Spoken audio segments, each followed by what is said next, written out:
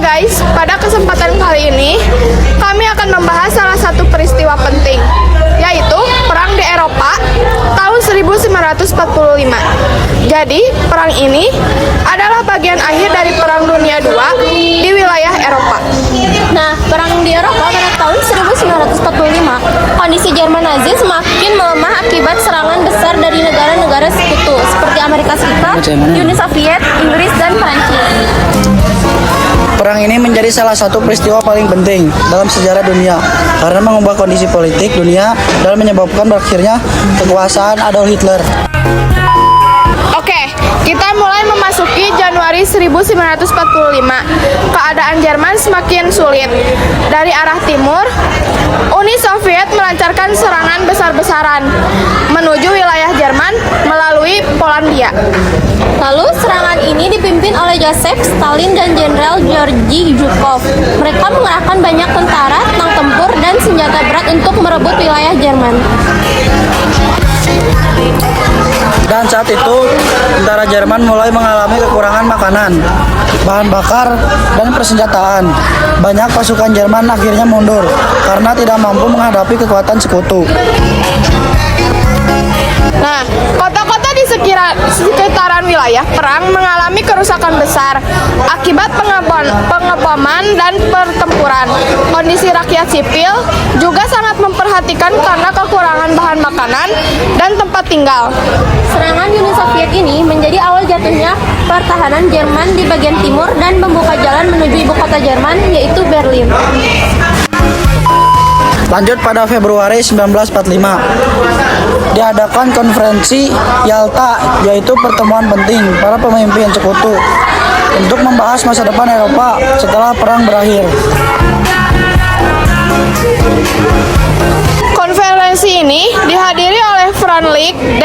Roosevelt dan Amerika Serikat, Winston Churchill dari Inggris, dan Joseph Stalin dari Uni Soviet. Dalam pertemuan tersebut, mereka membahas bagaimana cara membagi wilayah Jerman setelah kalah perang, serta bagaimana menjaga perdamaian dunia agar perang besar tidak terjadi lagi. Salah satu hasil penting konferensi Yalta adalah rencana pembagian Jerman menjadi beberapa wilayah pendudukan yang akan diawasi oleh negara-negara sekutu. Selain itu, konferensi ini juga menghasilkan rencana pembentukan Perserikatan Bangsa-Bangsa atau PBB yang bertujuan menjaga perdamaian dunia. Uni Soviet juga menyatakan kesediaannya membantu perang melawan Jepang setelah perang di Eropa selesai. Lanjut pada Maret 1945, pasukan sekutu barat berhasil menyeberangi Sungai Rin, yaitu salah satu pertahanan penting milik Jerman. Keberhasilan ini membuat kota-kota di Jerman mulai jatuh satu persatu ke tangan sekutu.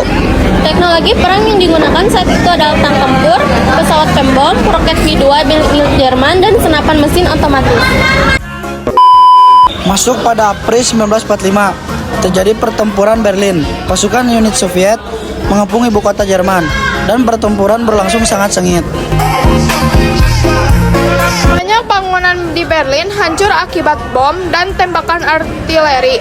Warga sipil mengalami penderitaan besar selama pertempuran berlangsung. Tanggal 30 April 1945, Adolf Hitler dikabarkan bunuh diri dan dibungker bawah tanah miliknya. Kematian Hitler membuat kekuatan Jerman Nazi semakin melemah dan tentara Jerman mulai menyerah. Dan akhirnya pada tanggal 7 Mei 1945, Jerman akhirnya mendatangi penyerahan tanpa syarat kepada sekutu di kota Reims, Prancis. Tanggal 8 Mei kemudian diperingati sebagai V-Day atau Victory in Europe Day, yaitu hari kemenangan sekutu di Eropa. Walaupun perang di Eropa sudah berakhir, perang melawan Jepang di Asia masih berlangsung hingga Agustus 1945. Perang di Eropa tahun 1945 menimbulkan banyak dampak besar. Jerman mengalami kehancuran ekonomi dan banyak kerusakan berat. Jutaan tentara dan warga sipil meninggal selama perang berlangsung. Setelah perang berakhir, hubungan Amerika Serikat dan Uni Soviet memburuk dan memulai masa Perang Dingin. Selain itu, tahun 1945 juga menjadi awal berdirinya Perserikatan Bangsa-Bangsa atau PBB. Kesimpulannya, perang di Eropa tahun 1945 merupakan akhir dari Perang Dunia Kedua di wilayah Eropa dan menjadi titik penting dalam sejarah dunia. Kekalahan Jerman Nazi membawa perubahan besar dalam bidang politik, ekonomi, dan hubungan internasional. Sekian podcast dari kami, semoga bermanfaat dan bisa menambah wawasan juga ya. Terima kasih telah mendengarkan kami, sampai jumpa semuanya.